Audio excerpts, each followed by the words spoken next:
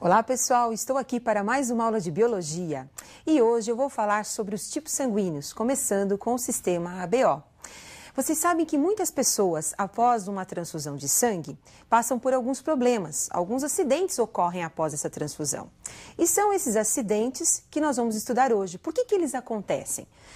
Preocupado com isso, o cientista começou a estudar quais eram as diferenças entre os tipos sanguíneos. E hoje nós vamos conhecer um pouquinho mais sobre o nosso sangue. Então, observem alguns tipos de transfusões. Quando nós misturamos sangue de duas pessoas diferentes em uma lâmina, observem que existem duas reações, uma reação de aglutinação e uma reação de não aglutinação. Quando é que ocorre a reação de aglutinação? A aglutinação acontece quando eu tenho uma reação entre o antígeno e o anticorpo.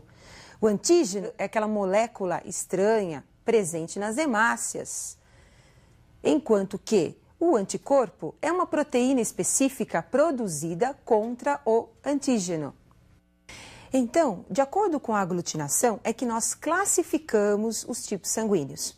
Então, observem a tabela para vocês perceberem alguns tipos sanguíneos. Então, nós temos lá, o sangue pode ser tipo A, quando ele apresenta o antígeno ou aglutinogênio na hemácia, que nós vamos chamar de A. Esse sangue tipo A produz o anticorpo, que é a aglutinina. No seu plasma sanguíneo, que é a parte líquida do sangue, no soro, nós vamos encontrar o anti-B. Uma pessoa que tem o tipo sanguíneo B apresenta o antígeno, o aglutinogênio na hemácia, do tipo B. E o anticorpo é o anti-A. Assim também como nós vamos encontrar pessoas do tipo AB, onde tem os dois tipos de antígenos, o A e o B. Então, aglutinogênio A e B. Não apresenta o anticorpo no seu soro. Então, não tem nem anti-A e nem anti-B. E o O?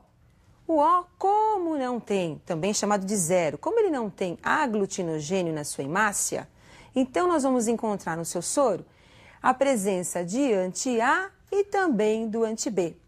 Então, percebam, os dois tipos de aglutinogênios que nós encontramos na hemácia, A e B. Os dois tipos de aglutininas, anti-A e anti-B. Com isso, nós temos o quadro de transfusão sanguínea. Quem é O pode doar o seu sangue para todos os tipos sanguíneos.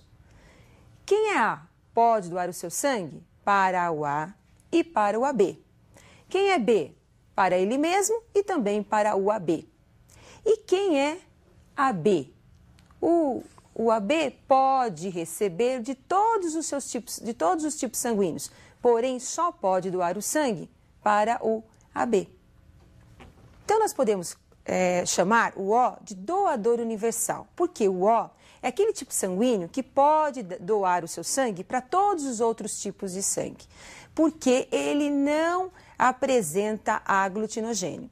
Então, na hora que o doador do tipo O mandar as hemácias para um receptor do tipo A, por exemplo, o A ele tem anti-B. Como o O não tem nenhum aglutinogênio, então, com certeza, ele poderá receber o tipo O, já que não tem nenhuma proteína estranha, não tem nenhum antígeno. Da mesma forma, o AB. O AB é o receptor universal, por quê? Porque ele não tem nenhuma aglutinina, não tem nem anti-A e nem o anti-B. Então, ele vai poder receber hemácias do A, hemácias do B, hemácias do O, porque ele não vai aglutinar nenhum desses tipos de hemácias, já que nós não temos aí a presença no seu plasma sanguíneo das aglutininas. Agora, como é que se determina uma pessoa do tipo A, do tipo B, O ou AB? Essa determinação é feita através da herança genética. Então, observem os genes que determinam os tipos sanguíneos. A herança, ela é realizada por 3 genes, 3 alelos. O isão A forma o aglutinogênio A. Isão B forma aglutinogênio B. E o izinho não forma aglutinogênio.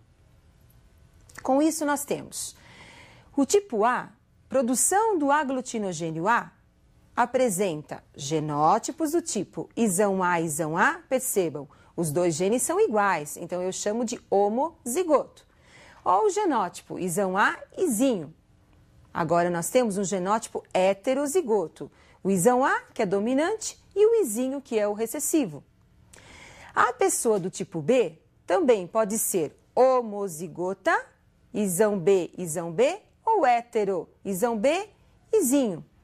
E quem é a B? Tem que apresentar os dois alelos, o isão A e o isão B. E o O, como nós não temos a produção do aglutinogênio, existe uma ausência na sua produção, então o genótipo é recessivo, izinho, izinho. Então percebam que o AB, ele apresenta codominância, eu tenho que ter o A e o B. Enquanto que o O, ele apresenta genes recessivos. Além do sistema ABO, nós também vamos estudar o sistema RH. É outro tipo sanguíneo muito importante. Eu gostaria que vocês acompanhassem o esquema que eu preparei para vocês conhecerem um pouquinho mais sobre o sistema RH. O fator RH foi estudado quando perceberam que injetando o sangue do macaco, que vocês estão observando aí, do rhesus, quando a hemácia do rhesus foi injetada no coelho, perceberam a produção de anticorpos do tipo anti-RH. O anti-RH produzido foi devido à presença do antígeno, conhecido como fator RH por causa do rhesus. Percebemos que quando misturamos hemácias de uma pessoa com o soro anti-RH, ocorre aglutinação, quer dizer, as hemácias ficam grudadas.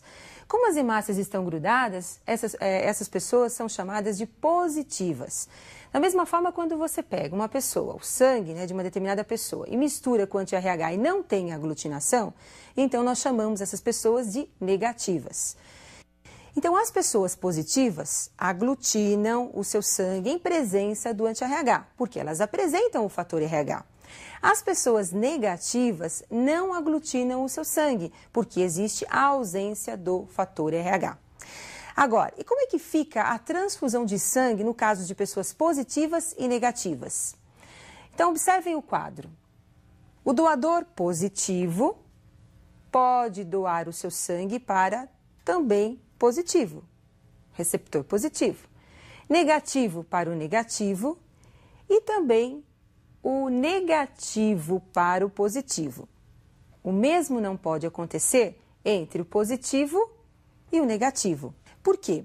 Imagine uma situação, uma pessoa negativa, ela não tem o fator RH, ela recebe um sangue positivo com o fator RH.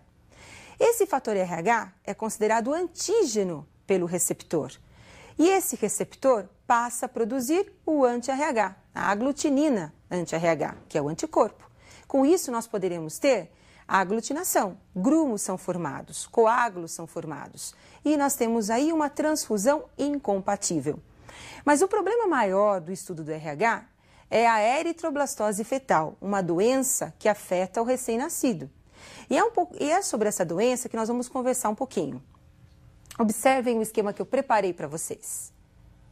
A eritroblastose fetal ocorre quando a mãe é negativa, o pai é positivo e o filho positivo. Então, nós temos a primeira gestação. O bebezinho aí, ele apresenta o sangue RH positivo. Ele recebeu esse gene do pai, por isso ele é positivo. A mãe, RH negativa. Durante a primeira gestação, essa criança vai nascer dentro dos padrões normais, sem nenhum tipo de problema. Por quê? Porque na hora do parto é que ocorre a ruptura da placenta e nós temos o contato do sangue do filho, que é positivo, com o sangue da mãe, que é negativo. Quando o positivo entra em contato com o negativo, ocorre a produção do anti-RH. Esse anti-RH produzido na primeira gestação foi produzido após a saída do bebê. Então, o primeiro bebê não foi afetado. Mas numa segunda gestação, o anti-RH começa a ser produzido em maior quantidade e vai ser levado para o segundo filho, através da placenta. Se o segundo filho for positivo, como o exemplo que nós colocamos aí para vocês, o anti-RH produzido pela mãe durante essa gestação vai ser levado através da placenta para o filho e vai provocar a destruição das hemácias do filho. Essa destruição leva a várias consequências, desde uma surdez até a própria morte do bebê. Esse quadro é o que nós chamamos de eritroblastose fetal.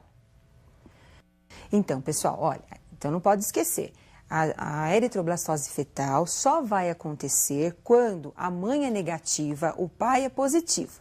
Lembrando que na primeira gestação, o filho não desenvolveu a doença porque a mãe não havia recebido nenhuma transfusão sanguínea.